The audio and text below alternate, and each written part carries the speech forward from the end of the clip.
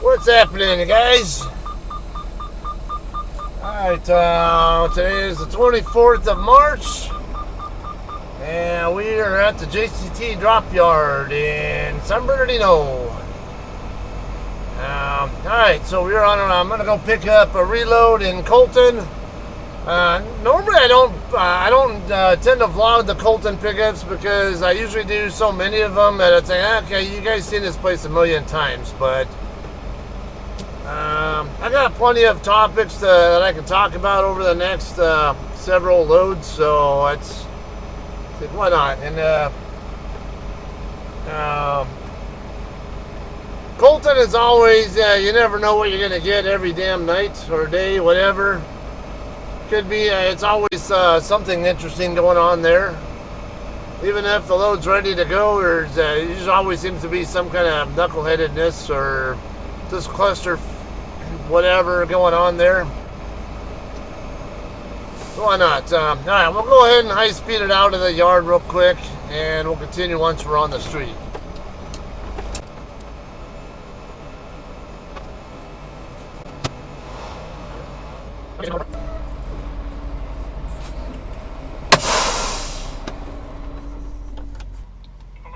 Hello, how you doing?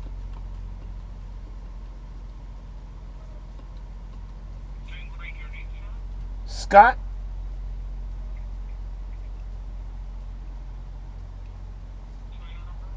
$7498. It is empty. Okay.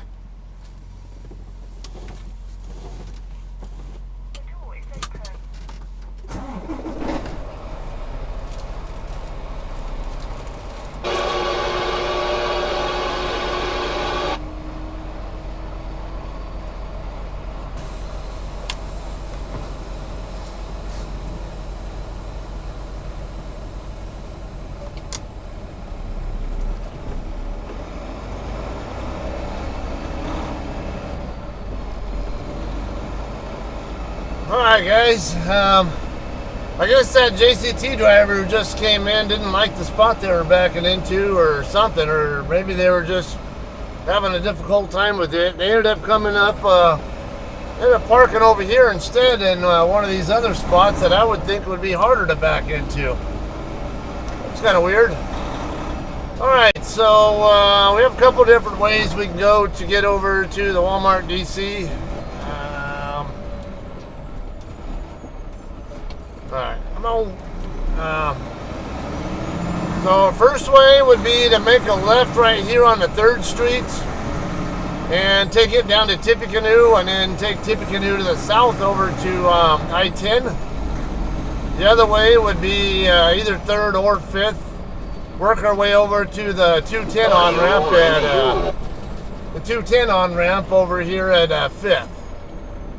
I usually go for the 5th on-ramp. I don't tend to like doing Tippecanoe. There's too many lights and there's too much traffic down there, just a little bit north of the 10 freeway, where Hospitality Lane is and all that. Alright, so this route I'm taking, might take a couple extra miles, but we'll be on the freeway a lot quicker and can, just run unabated, I guess, pretty much all the way. It looks like we're green all the way to the shipper, so that's a good thing.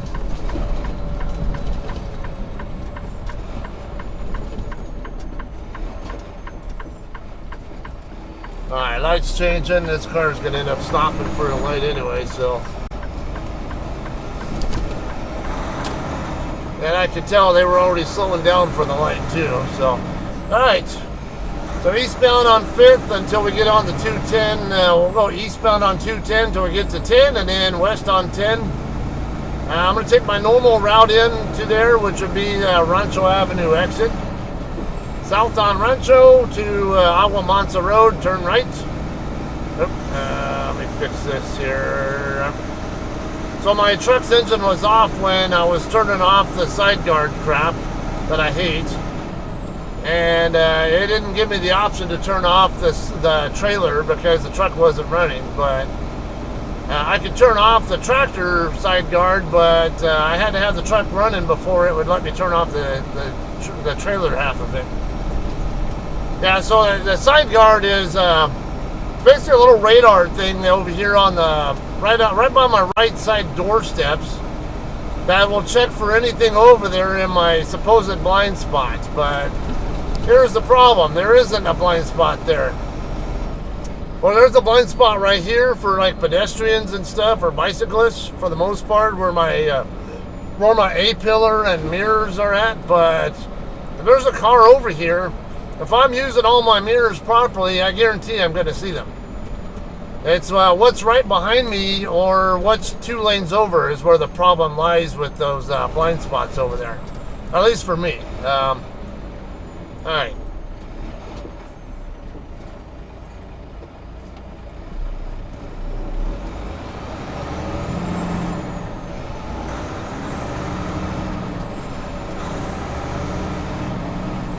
Alright, so my last video I talked about the issue with my dad's health. I told you guys how it looks pretty strongly like he was misdiagnosed with having Alzheimer's when it was really basically a tumor in his head that's putting pressure on his brain. We still don't know if it's benign or malignant, but I ended up finding out that apparently the neurologist or neurosurgeon, whatever you want to call him, over there at the hospital he's at now, he did not seem to have anything nice to say about the neurologist or neurosurgeon, whatever you want to call him, that initially diagnosed him with Alzheimer's.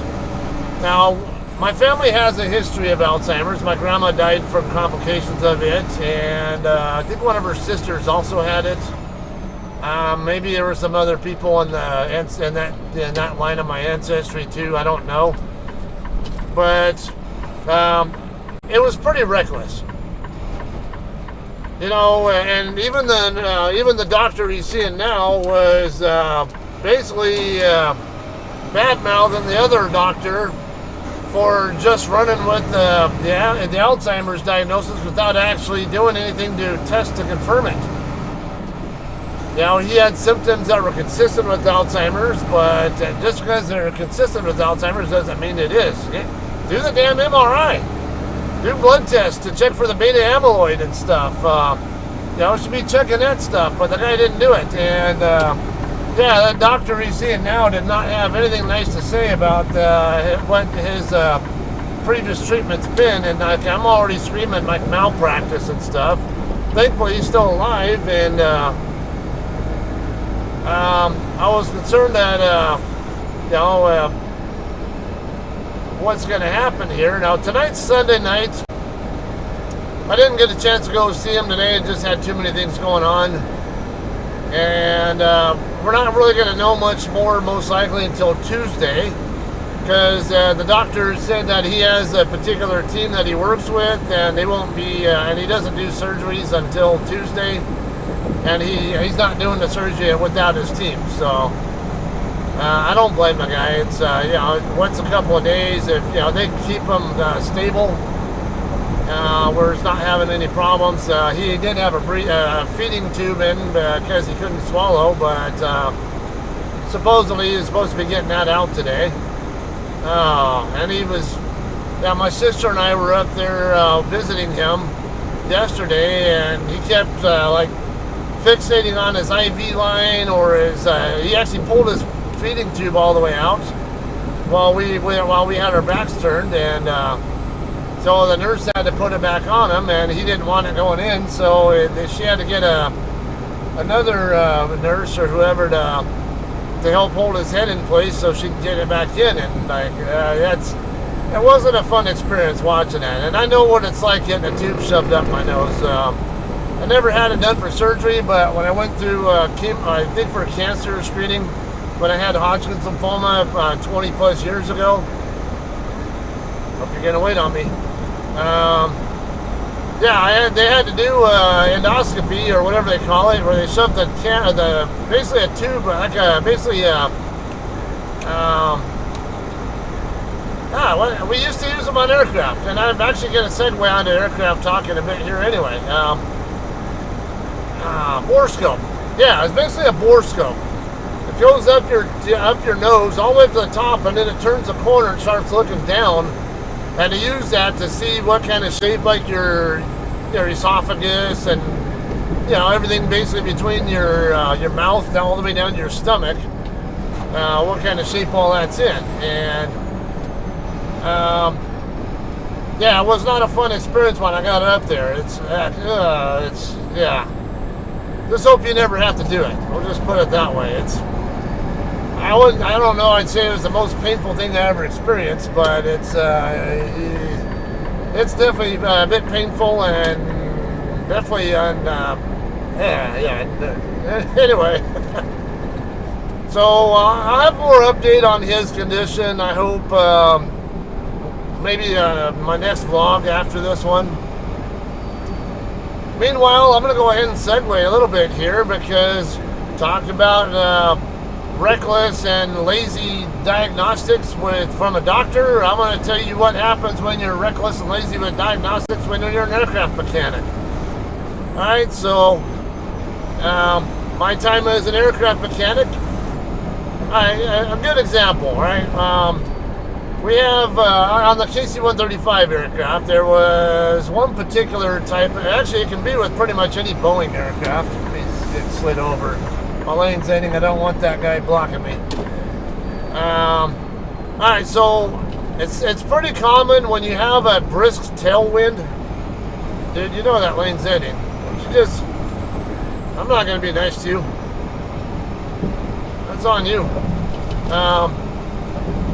Alright, so anyway, the elevators, they don't use hydraulic pressure at all. They just, and then when they're just sitting on the ground, the elevators tend to sit down from gravity like this. And so when they go to do their pre-flight operational checks and all that, they're going to pull back on the stick to get the elevators to go up, or push down on it to have them go down and all that.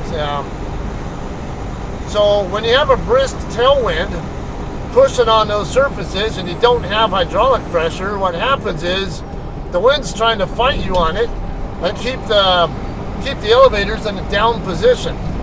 So you'll get the pilots will sit there and like pull really hard on the control column just to even get it to overshoot the wind resistance, and it would almost never fill when there was I would hear jammed elevator controls.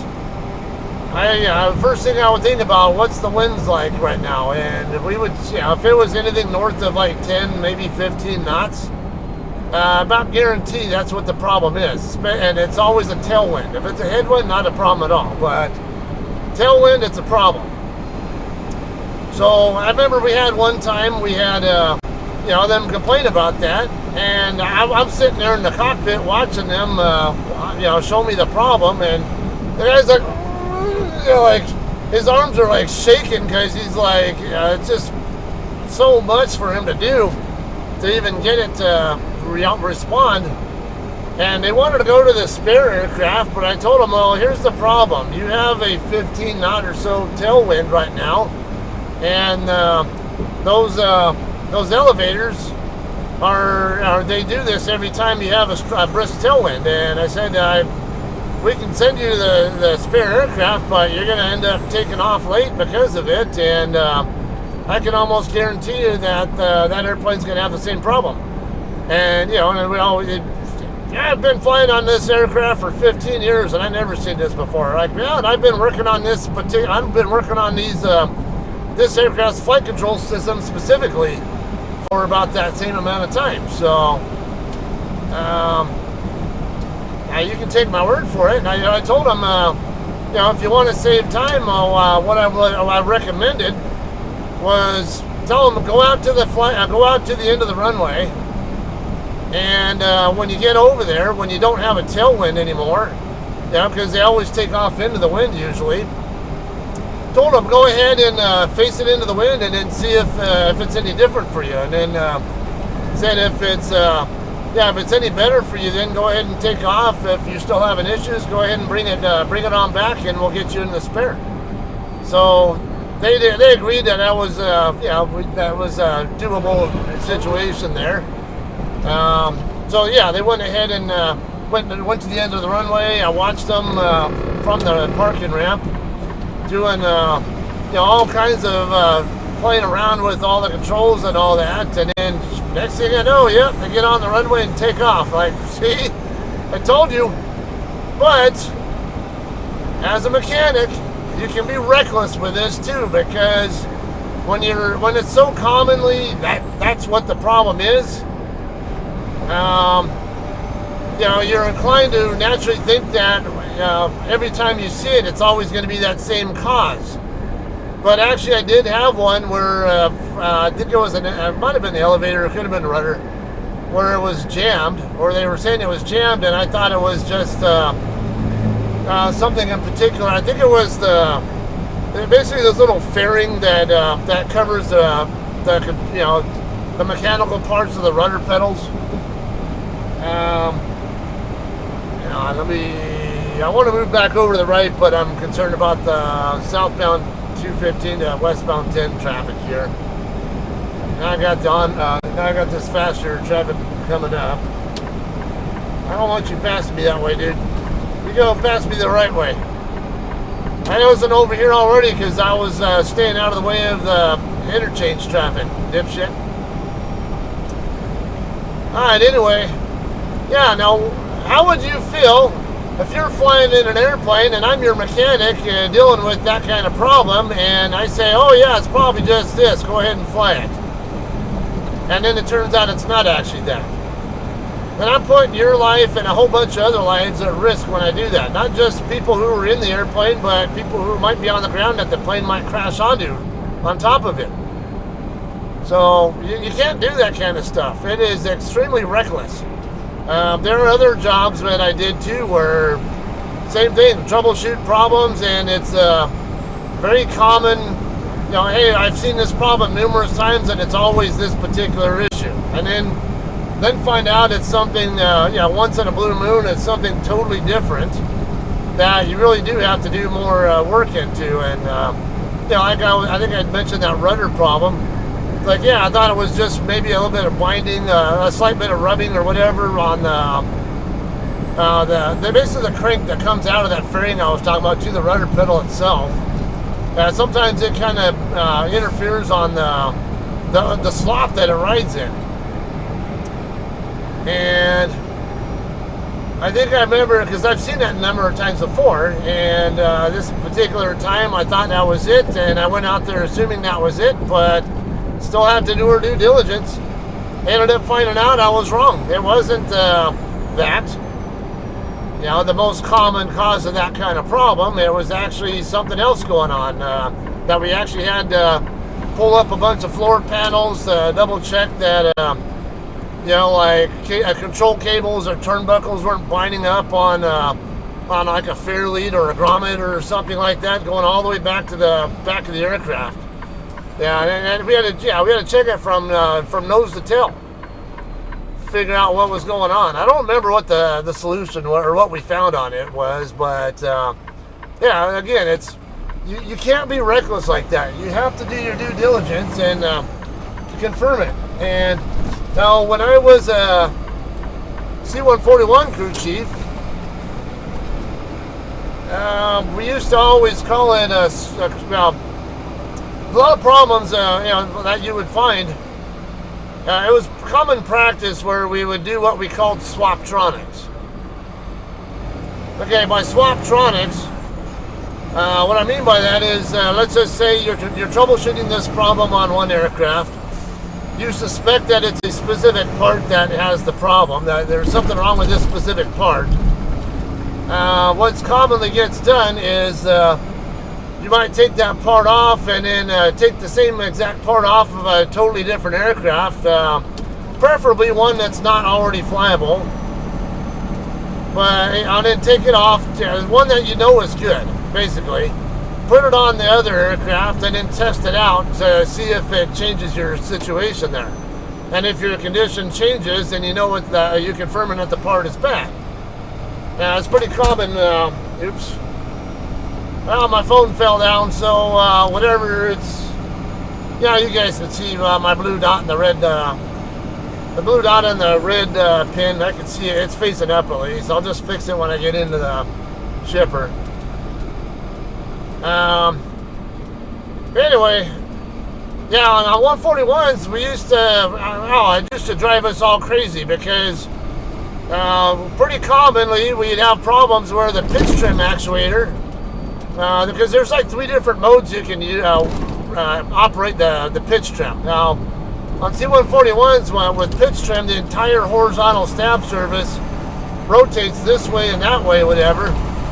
And I have to double check people aren't coming up and going to run past the limit line, because that's very common here.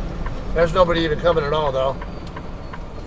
Alright, anyway, each of these, you had like hydromechanical, electromechanical, or hydroelectric, if I remember. I think those were the 3 modes. And there's 2 different ways that the PTA operates.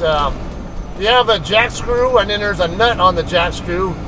And depending on which mode you're using, it'll actually cause one or the other to move. Like certain ways, it'll actually turn the jack screw while the nut stays still.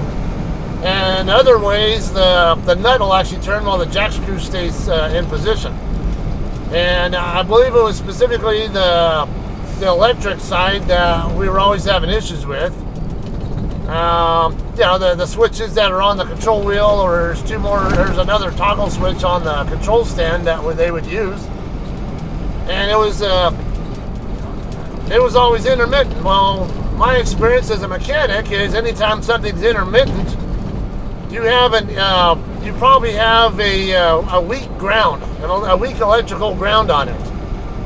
Almost always that is the cause of intermittent operation like that. Either it's just got a weak or bad ground, and it's kind of sometimes has a good signal and sometimes doesn't. Or it could be the motor itself, maybe heating up where it's going just past like its thermal shutdown limit, and then when it cools back down, it'll start working again or something. But now we would never get an opportunity to effectively troubleshoot that, because our supervision, or the flight line supervision guys, would always want us to just change the entire PTA, and that's like a several hour long job where we'd have to climb up inside the T-tail. You'd have someone up on top of the tail. There's a panel up there on the top there, where the top mounts for it are at. And this is 40 feet up in the air, by the way. This is, fun times there for you if you're afraid of heights. And I'm not afraid of heights, but not a place you really want to be if you're afraid of heights. And you'd have another guy inside the T-tail, because actually there are 2 ladders inside a C-141 T-tail that you can climb up from inside. Damn it! From the front ladder is the one where you go to access the bottom part of the PTA, and there's what you call a pinch point in there too. But yeah, we'd have to. They just make us change it every damn time, and we never got a chance to actually completely troubleshoot. Well, hey, let's figure out why is this even happening. Well, let's just go ahead and do a several hour long PTA change and fix it that way, instead of figuring out what the real problem is and then just fix whatever the real cause of it is. It could be a bad PTA, but we never got a chance to effectively troubleshoot it. So that was another kind of a downfall. Well, either way, the problem got fixed, but as a mechanic, it's you have a problem, like, okay, a flap rub, something some evidence of rubbing on a flap where it's not supposed to be rubbing. It's instantly our thought, like, why is it not only fix the problem, but why is it rubbing in the first place? What's it doing that's causing it to rub when it shouldn't be? We need to figure out what is actually causing that. You don't just treat the symptom. So it's ridiculous what this doctor did with my dad's situation. All right, we are at the shipper now. Nobody seems to be wanting to use this side, even though it's Yeah, you use both sides here. You see here everybody's congregating on the left side like they always do.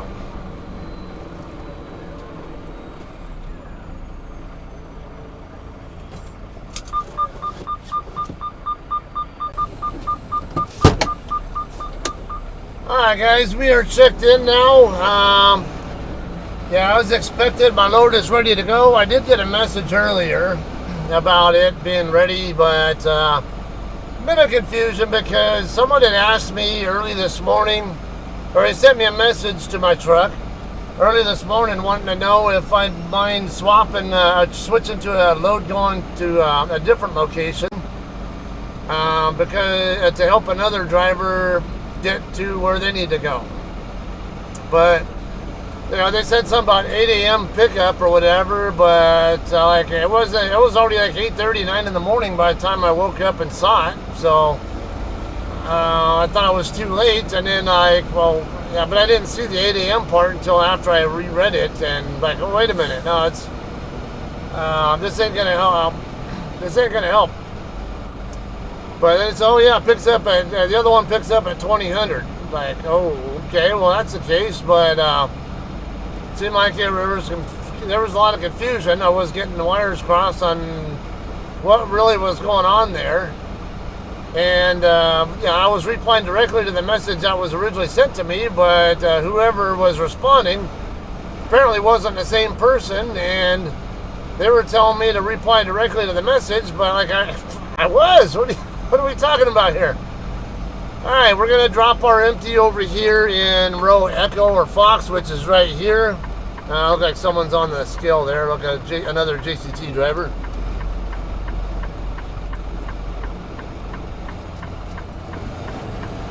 Come around through here. There's another JCT over here. Who's this? I couldn't read the number. 5170 or something like that. There's an opening right here. I can put it in here, just got to wait on the other JCT to pull away from the scale first. Alright, yeah, we're good there. He's starting to... shit. I don't want to go on the scale plate if he's still scaling in a way, but I think he's done. It's hard to tell, though. It looked like he was completely on the scale when I first came up, which means he should be done.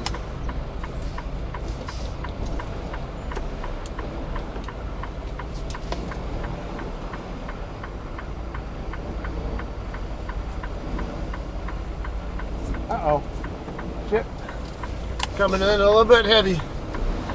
I got to fix it on other details. I double checking that JCT's no longer there.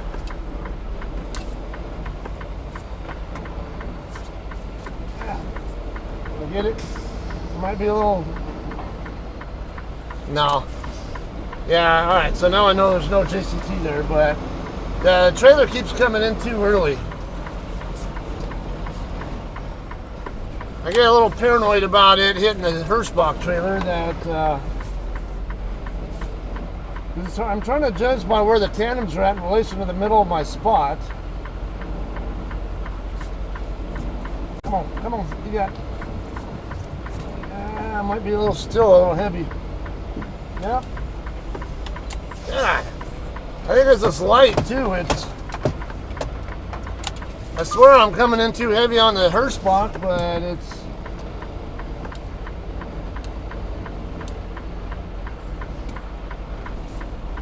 Alright, how about we do this? Alright, tandems are right on that line, so...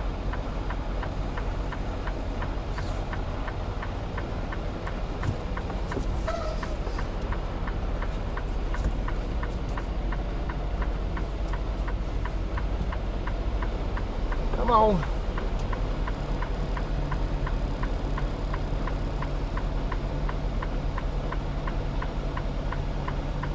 It's a little bit wide on that side of things, so yeah, it's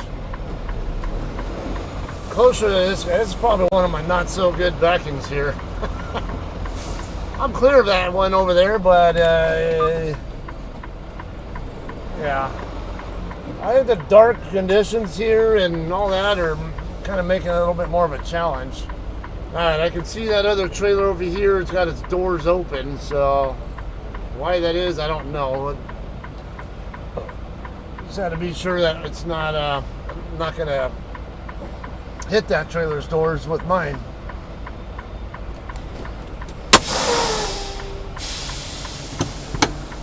Alright, let me disconnect and we'll go check in at the office.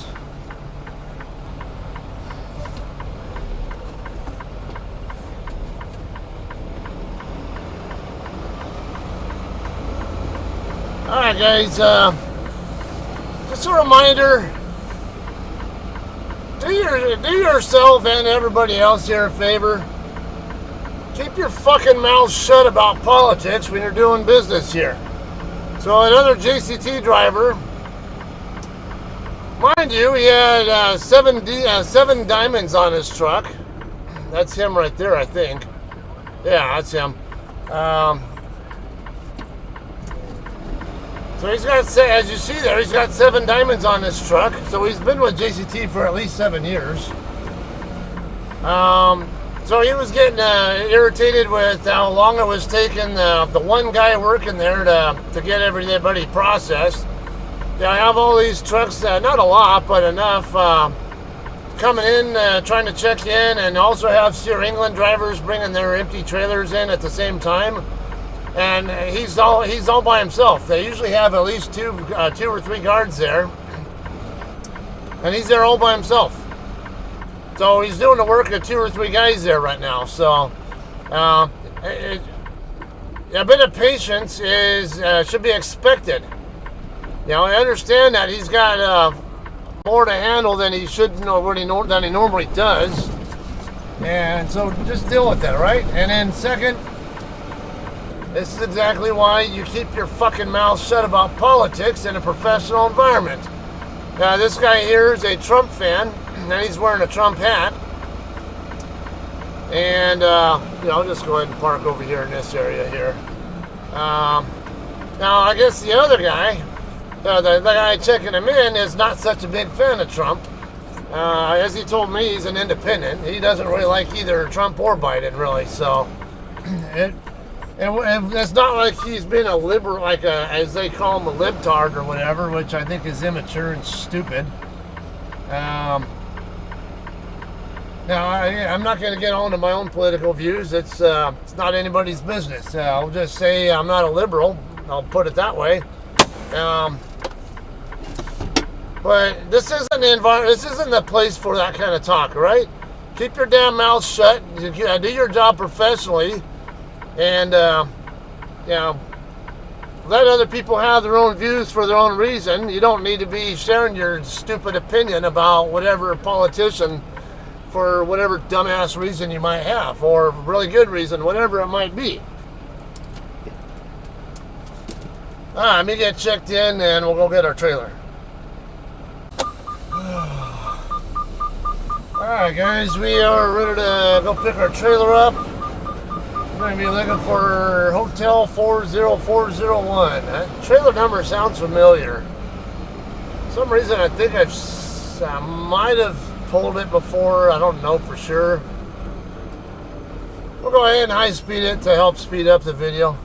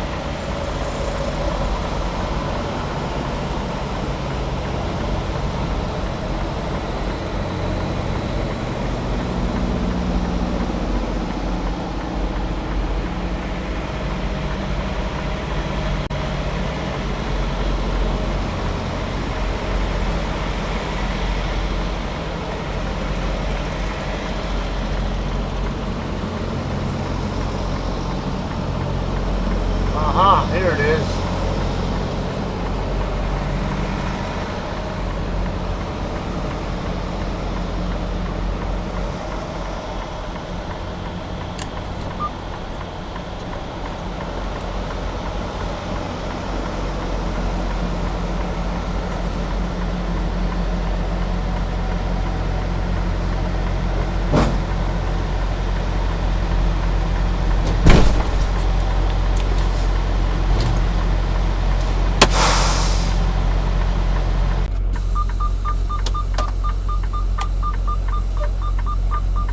Alright guys, we're done pre-tripping this trailer. I'm going to scale it out, even though I don't think it really needs to be scaled. It only has a 28,000 pound load in it. And the last row of pallets are only a few feet tall and not even that close to the back of the trailer. I'm almost certain this is going to have no problem at all, but we'll go ahead and scale it anyway since it's right here. This other JCT driver is going to slow us down, though, I know. I can see, I've been watching him. He's been creeping around the lot the entire time.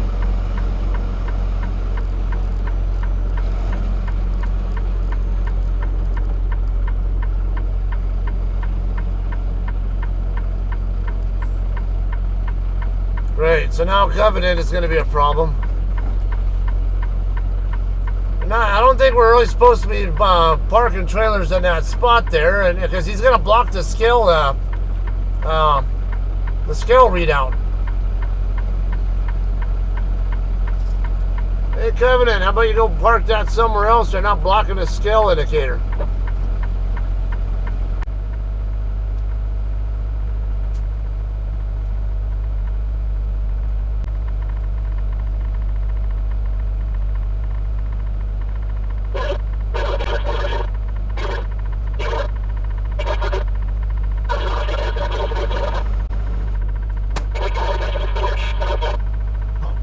This guy is clearly not the most skilled backer in the world.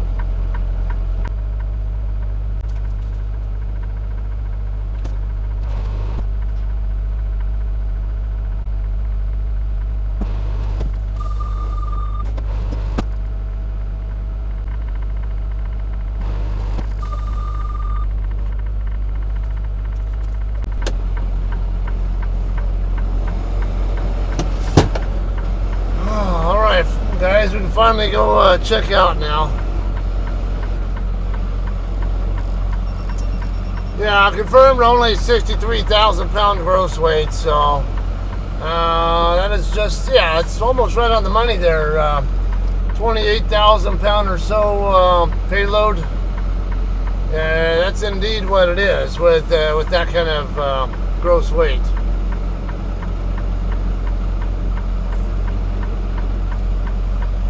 Reminder, both sides of this are exit only.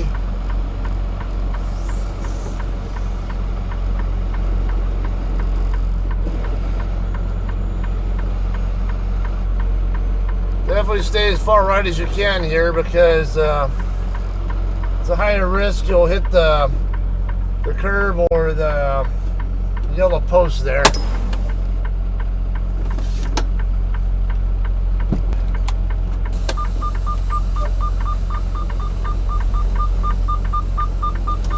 Alright guys, we are all done here. Just FYI, well, I'm going to come over here and send my departure and loaded calls, but and if that food truck, that Mexican food truck theirs, I might get me like a quesadilla or something from there as well. Yeah, it's pretty often there's a Mexican food truck parked right over here, pretty close to the employee entrance. Alright, so this load is going to Pauls Valley in Oklahoma. Alright, yeah, I've been there a number of times.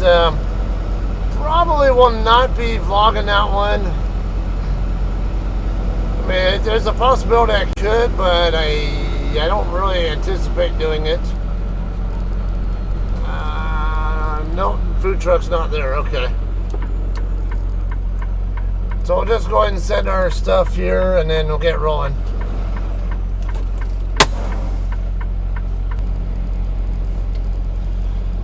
Alright guys, we're ready to roll here. Like I mentioned, we're going to Pauls Valley, Oklahoma.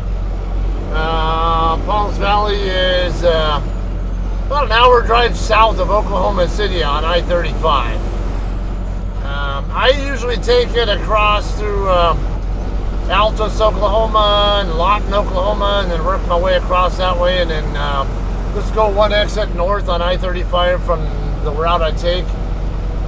And then that's where the customer is at. Most people will take I-40 all the way across to Oklahoma City and then take I-35 south from there.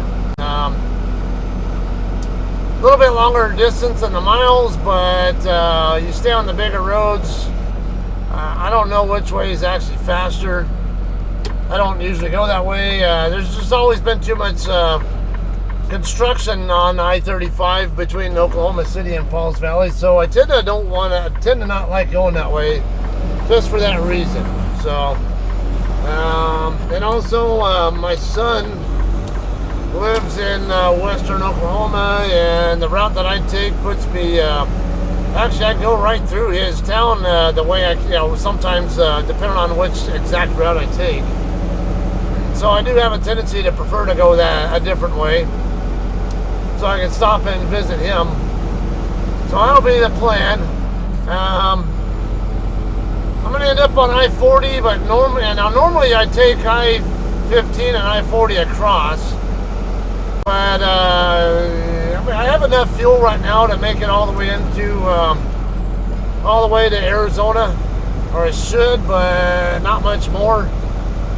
But yeah, I'm gonna probably take I-10 across to Phoenix, and then work my way up the small roads from there between Mesa, Payson, Heber Overgaard, and Holbrook, and get on I-40 in Holbrook, and then head across. There are a couple of other I-10 oriented routes that I also will take to Pauls Valley at times, but I don't anticipate any weather problems. Flagstaff did get snowed on earlier, I think last night and today, but don't think they're expecting anything afterwards. So most likely, I don't really expect to have any problems anyway. So, all right, I'm gonna go ahead and call this one tonight, though. Hope you guys enjoyed. All right, well, I don't know that I'll actually vlog the Pauls Valley delivery. There's a pretty good chance I won't. So whatever I pick up next, that'll be more likely what you'll see me doing next, because this one is due on the 27th at 2 a.m. All right, that's what's up. We'll see you guys probably Oklahoma or Arkansas, more than likely. Maybe even Texas, but almost certainly one of those three states. So, y'all have a great night, and we'll see you guys next time.